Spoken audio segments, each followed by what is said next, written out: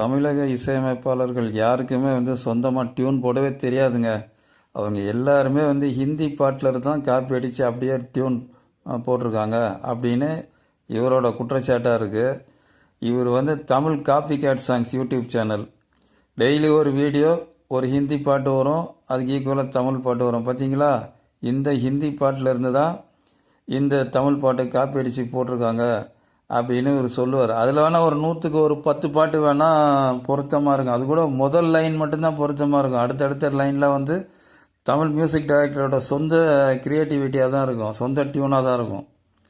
மீதி இருக்கிற 90 பாடல்களும் கொஞ்சம் கூட பொருத்தமே இருக்காது. ஆனால் தினம் தமிழக இசையமைப்பாளர்களையும் தமிழக மக்களையும் மட்டம் தட்டி பேசுகிறதே இவரோட வேலையாக இருக்குது. அதை நீங்களே பாருங்கள்.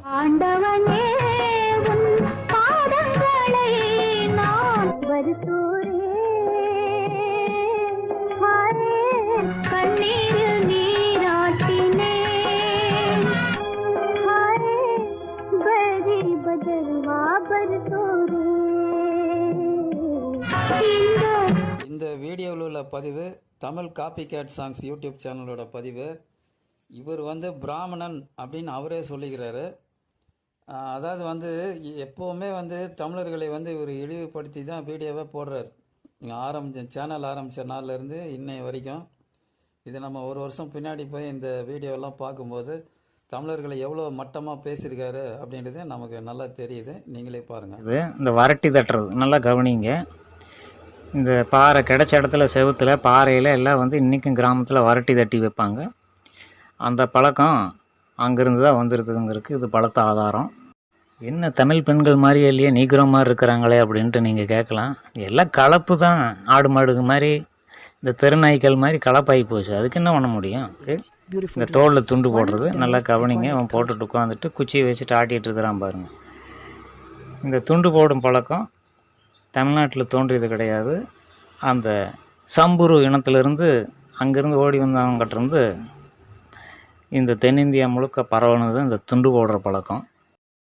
பார்ப்பனன் அப்படிங்கிற ஆரியன் மட்டும் தமிழ்நாட்டுக்குள்ளே வராமல் இருந்திருந்தான் இன்னும் இந்த கதியில் தான் இருந்திருப்பானுங்க நம்ம தமிழ்நாட்டுக்கு மக்கள்.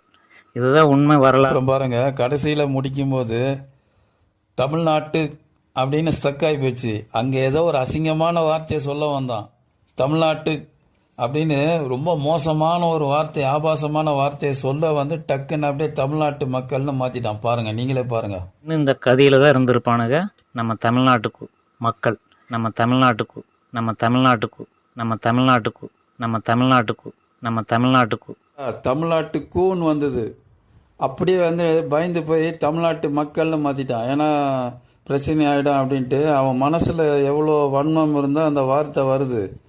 சரி, யூடியூப்பில் வந்துடுச்சா பிரச்சனை ஆகிடும் அப்படின்ட்டு டக்குன்னு மாற்றிட்டான். தமிழ்நாட்டுக்கு அப்படின்னு வந்தது தமிழ்நாட்டு மக்கள்னு மாற்றிட்டான். பாருங்க, தமிழ்நாட்டு மக்கள் எப்படி பிறந்தாங்க அப்படின்னா ஆடு மாடு தெருநாய்கள் மாதிரி எல்லாம் கலப்பு தான் அப்படின்னு அடித்து விட்றான்.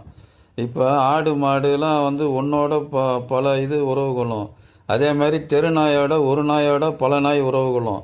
இவன் அதை மனசில் வச்சுக்கிட்டு எல்லாம் கலப்பு தான், ஆடு மாடு தெருநாய் மாதிரி எல்லாம் கலப்பு தான் அப்படின்றான். அதாவது இவனே சொல்கிறான். நீங்களே கேட்பீங்க, நீக்கிறோ கருப்பாக இருக்காங்களா, ஆனால் தமிழர்கள் அப்படி இல்லையே அப்படின்னு இவனே கேள்வி கேட்டு அதுக்கு பதில் இவனே சொல்கிறான். எப்படி சொல்கிறான் பார்த்தீங்கன்னா, எல்லாம் கலப்பு தான், ஆடு மாடு தெருநாய் மாதிரி எல்லாம் கலப்பு தான், அதுக்கு என்ன பண்ண முடியும் அப்படின்னு சொல்கிறான். பார்த்தீங்களா, திரும்ப போடுறேன், நீங்கள் கேளுங்க. என்ன தமிழ் பெண்கள் மாதிரியே இல்லையே, நீக்கிற மாதிரி இருக்கிறாங்களே அப்படின்ட்டு நீங்கள் கேட்கலாம். எல்லாம் கலப்பு தான். ஆடு மாடுக்கு மாதிரி, இந்த தெருநாய்க்கள் மாதிரி கலப்பாகி போச்சு. அதுக்கு என்ன பண்ண முடியும்? எல்லாம் கலப்பு தான். ஆடு மாடுக்கு மாதிரி, இந்த தெருநாய்க்கள் மாதிரி கலப்பாகி போச்சு. அதுக்கு என்ன பண்ண முடியும்? வீடியோவில் முகம் காமிக்கல, எந்த ஊரில் இருந்து பேசுகிறேன் அப்படின்னு குறிப்பிட்டு சொல்லலை. ஆனால் வீடியோவில் பேசும்போது தலை உச்சி குளுந்து, அதாவது தமிழர்களை மட்டம் தட்டி பேசுகிறேன் அப்படின்னு உச்சி குளுந்து தன்னோட இனத்தை தான் யார் எந்த கம்யூனிட்டியை சேர்ந்தவன்றது தன்னை அறியாமல் வார்த்தையை விட்டுறான், தெரியாமல். அதை நீங்களே கேளுங்க. பார்ப்பனன் அப்படிங்கிற ஆரியன் மட்டும் தமிழ்நாட்டுக்குள்ளே வராமல் இருந்திருந்தான் இன்னும் இந்த கதியில் தான் இருந்திருப்பானுங்க நம்ம தமிழ்நாட்டுக்கு மக்கள். பார்ப்பனன் அப்படிங்கிற ஆரியன் மட்டும் தமிழ்நாட்டுக்குள்ளே வராமல் இருந்திருந்தான் இன்னும் இந்த கதியில் தான் இருந்திருப்பானுங்க நம்ம தமிழ்நாட்டுக்கு மக்கள். மீ புகாரில் சிக்கிய தமிழ்நாடு பிராமணர் சங்க தலைவர் நாராயணன் பதவி விலக வேண்டுமென பிராமணர் ஒருங்கிணைப்பு குழுவினர் வலியுறுத்தியிருக்கிறார்கள். சென்னை மேற்கு மாம்பலத்தில் செய்தியாளர்கள் மத்தியில் பேசிய அந்த குழுவினர் பதவி விலக மறுக்கும் நாராயணன் நிர்வாகிகளை மிரட்டி வருவதாக குற்றம் சாட்டினர். மீ புகாரில் சிக்கிய தமிழ்நாடு பிராமணர் சங்க தலைவர் நாராயணன் பதவி விலக வேண்டுமென பிராமணர் ஒருங்கிணைப்பு குழுவினர் வலியுறுத்தியிருக்கிறார்கள். சென்னை மேற்கு மாம்பலத்தில் செய்தியாளர்கள் மத்தியில் பேசிய அந்த குழுவினர் பதவி விலக மறுக்கும் நாராயணன் நிர்வாகிகளை மிரட்டி வருவதாக குற்றம் சாட்டினர்.